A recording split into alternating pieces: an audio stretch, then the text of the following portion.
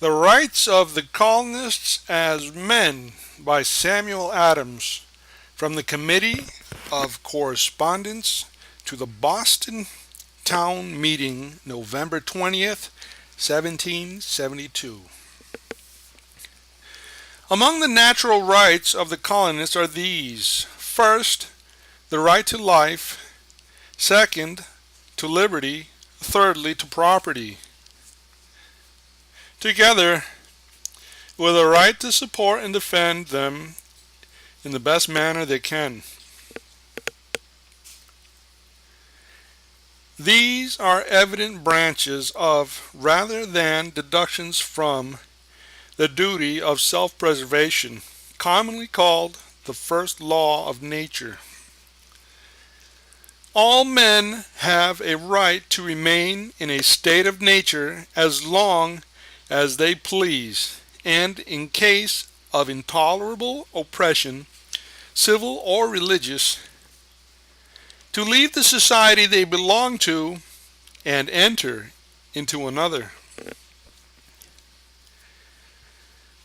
When men enter into society, it is by voluntary consent, and they have a right to demand and insist upon the performance of such conditions and previous limitations as form an equitable original compact. Every natural right not expressly given up, or from the nature of a social compact necessarily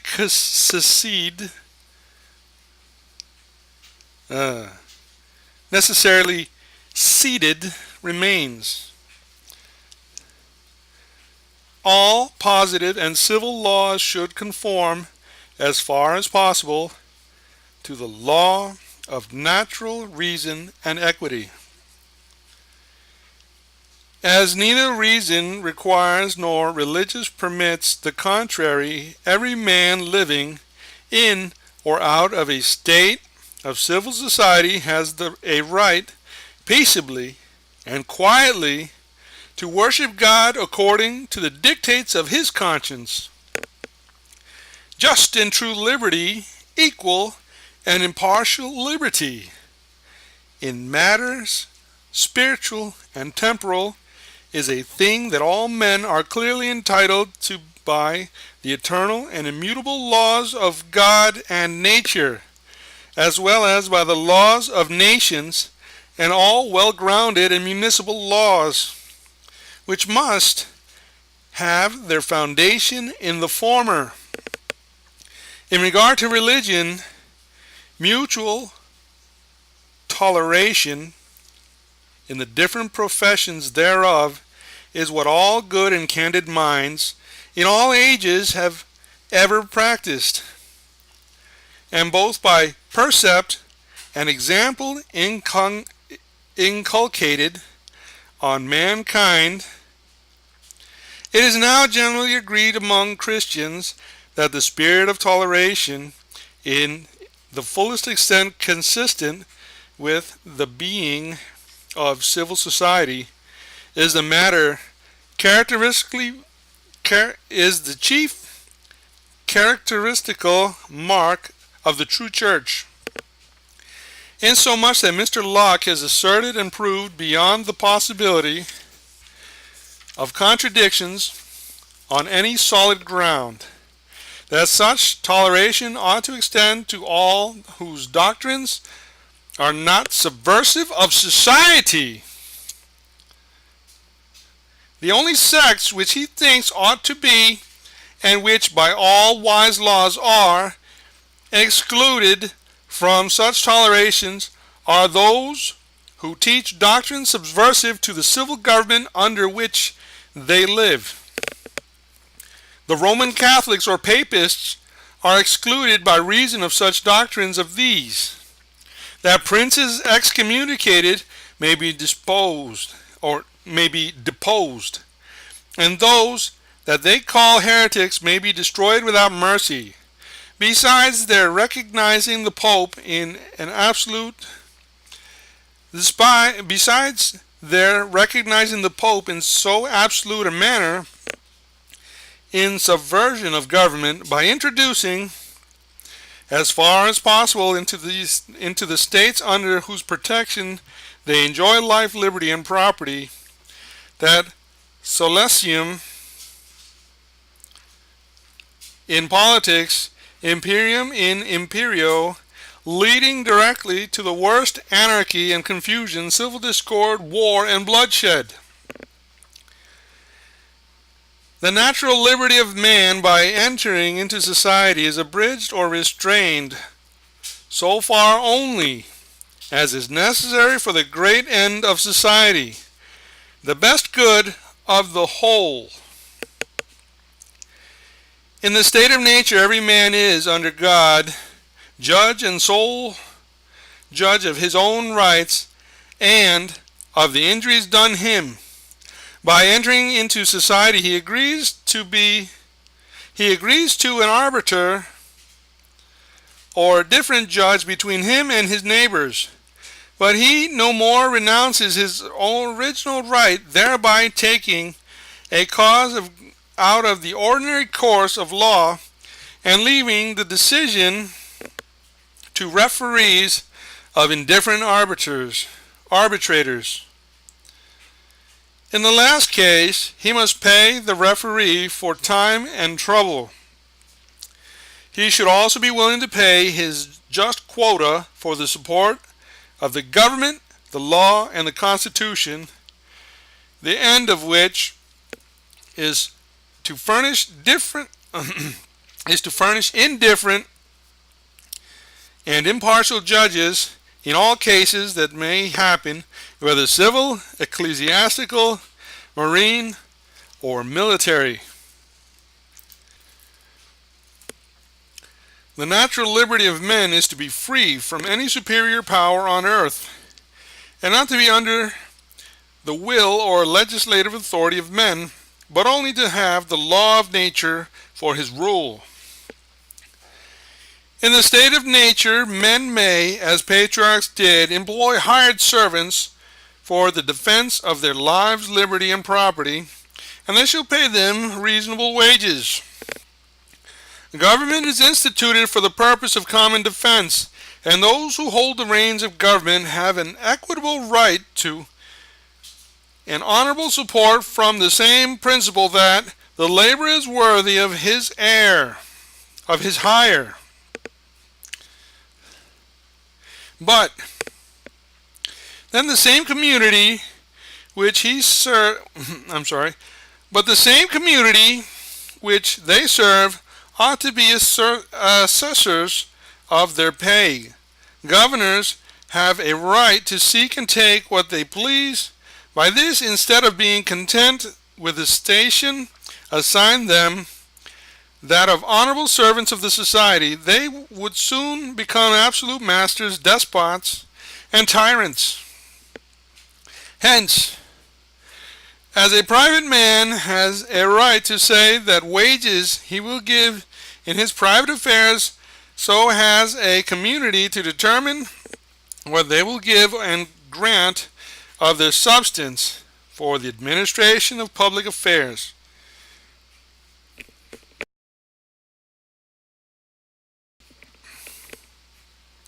In both cases, more are ready to offer their service at the proposed and stipulated price than are able and willing to perform their duty.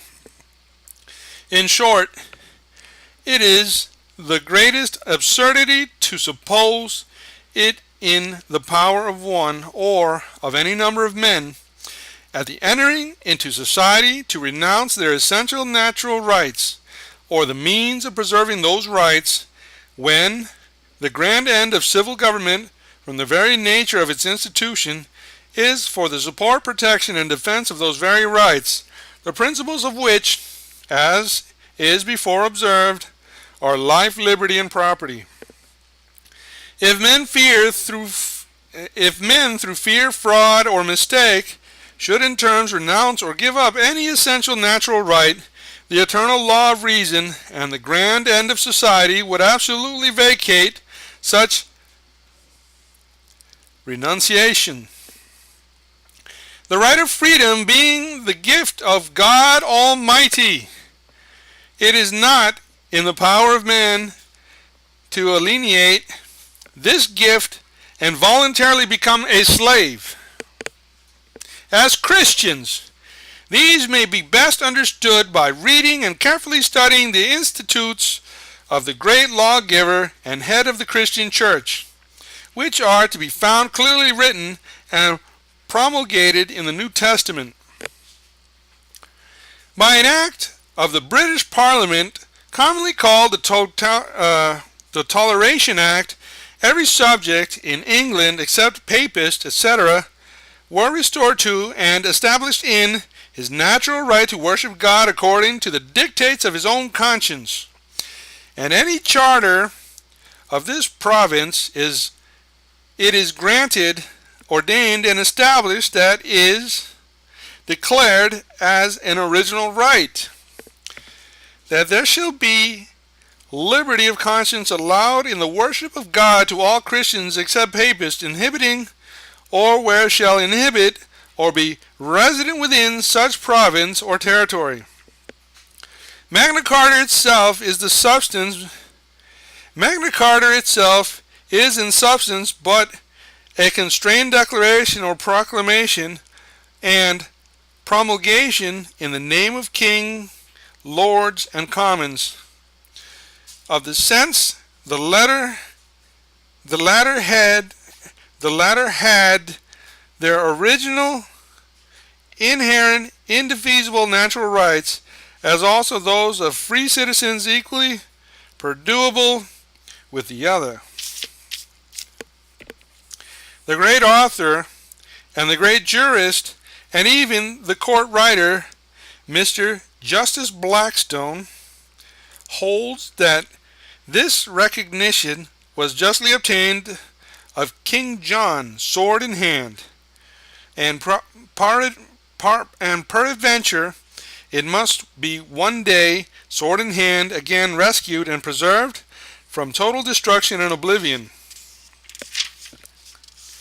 As subjects, a commonwealth or state is a body politic or civil society of men united together to promote their mutual safety and prosperity by means of their union. The absolute right of Englishmen and all free men, in or out of civil society, are principally personal security, personal liberty, and private property. All persons born in the British American colonies are, by law of God and nature, and by the common law of England, exclusive of all charters from the Crown, well entitled, and by acts of the British Parliament, are declared to be entitled to all natural, essential, inherent, and inseparable rights, liberties, and privileges of subjects born in Great Britain or within the realm.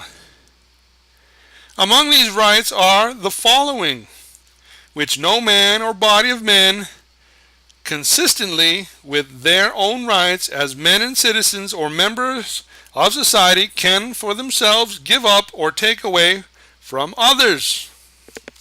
First, the first fundamental positive law of commonwealths or states is the establishing the legislative power as the first fundamental natural right also, which is to govern even the legislative power itself, is the preservation of society, of the society.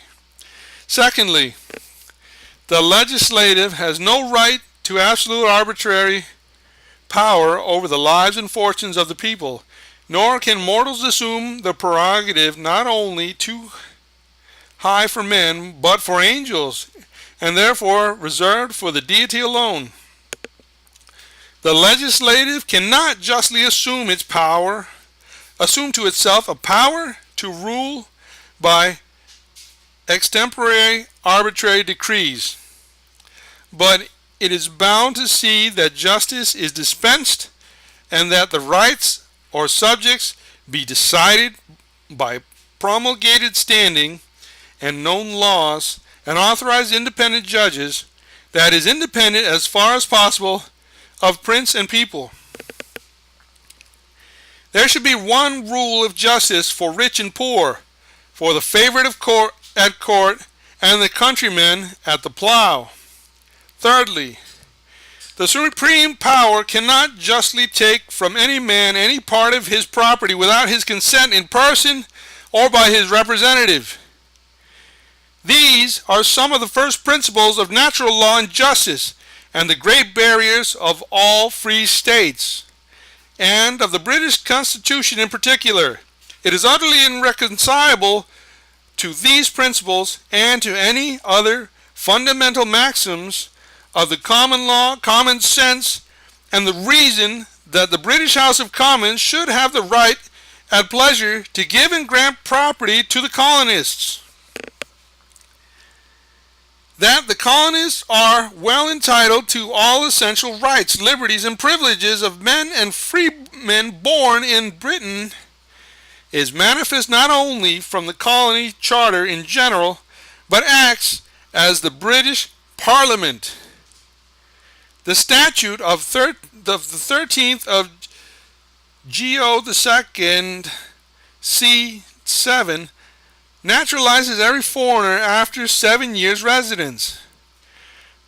The words of Massachusetts Charter are these, and further, our will and pleasure is, and we do hereby for us, our heirs and successors, grant, establish, and ordain that all and every of the subjects of us, our heirs and successors, which shall go to and inhabit within our said province or territory, and every of their children which shall happen to be born there or on the seas, in going thither or returning from thence, shall have the enjoyment of all liberties and immunities of free and natural subjects within any of the domains of us, our heirs and successors, to all intents, constructions, and purposes whatsoever, as if they and every one of them were born within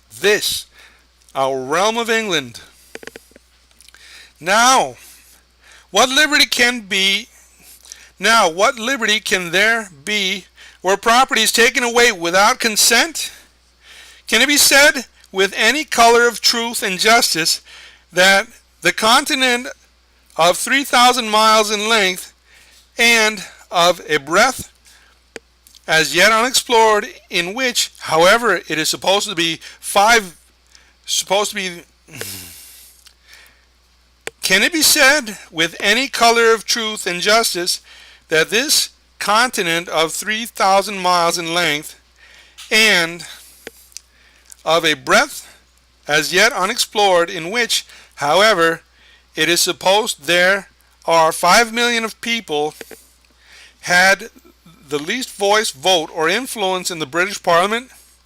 Have they altogether any more weight or power to return a single member to that House of Commons who have not inadvertently but deliberately assumed a power to dispose of their lives, liberties, and properties than to choose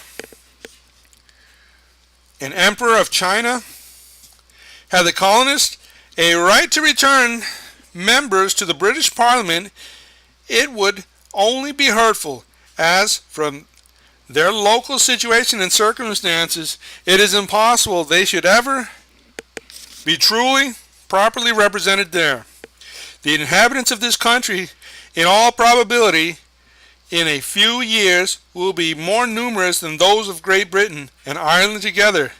Yet it is absurdly expected by the promoters of the present measure that these, with their posterity to all generations, should be easy, while their property shall be disposed by a House of Commons at 3,000 miles distance from them? And who cannot be supposed to have the least care or concern for their real interest, but must be in effect bribed against it, as every burden that lay on the colonists in so much saved or gained to themselves. Hitherto Many of the colonists have been free to quit rents.